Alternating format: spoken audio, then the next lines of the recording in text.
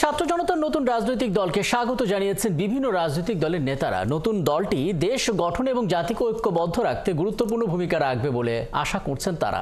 দেশের নানা প্রান্ত থেকে আসা নেতা কর্মীদেরও প্রত্যাশা, স্বাধীনতা এবং জুলাই অভ্যুত্থানের চেতনায় বাংলাদেশকে এগিয়ে নেওয়ার ক্ষেত্রে গুরুত্বপূর্ণ ভূমিকা রাখবে জাতীয় নাগরিক পার্টি। আরো জানাচ্ছেন মাইনুল মারুফ।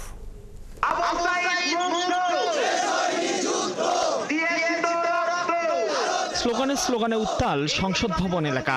নতুন বাংলাদেশ গড়ার স্বপ্ন নিয়ে দেশের নানা প্রান্ত থেকে সংসদ ভবনের সামনে জনতার ঢল।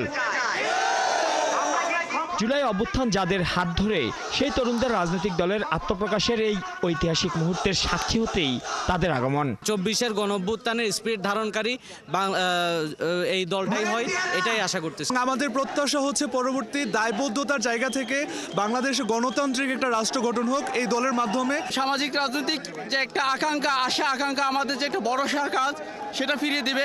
জাতীয় নাগরিক পার্টির আত্মপ্রকাশ উপলক্ষে মানিক মে এভিনিউর এই আয়োজিত অনুষ্ঠানে হাজির হন বিভিন্ন দেশের কূটনৈতিক ও স্বৈরাচার বিরোধী রাজনৈতিক দলগুলোর নেতারা।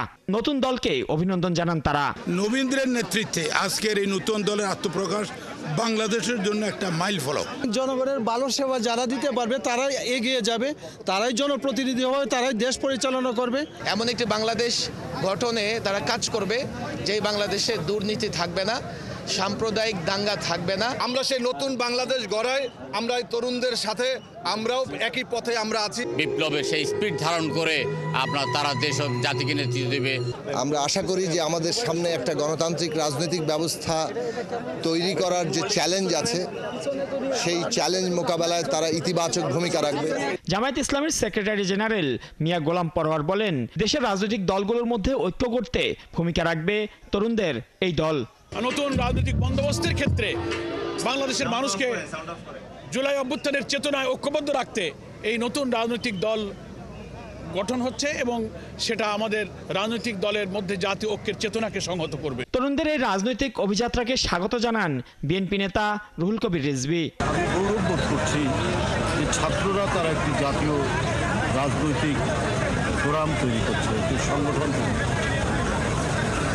আমি অবশ্যই তাদের সাফল্য কামনা। তরুণদের হাত ধরে দেশের রাজনৈতিক সংস্কৃতিতে ইতিবাচক পরিবর্তন আসবে বলে প্রত্যাশা সকলের।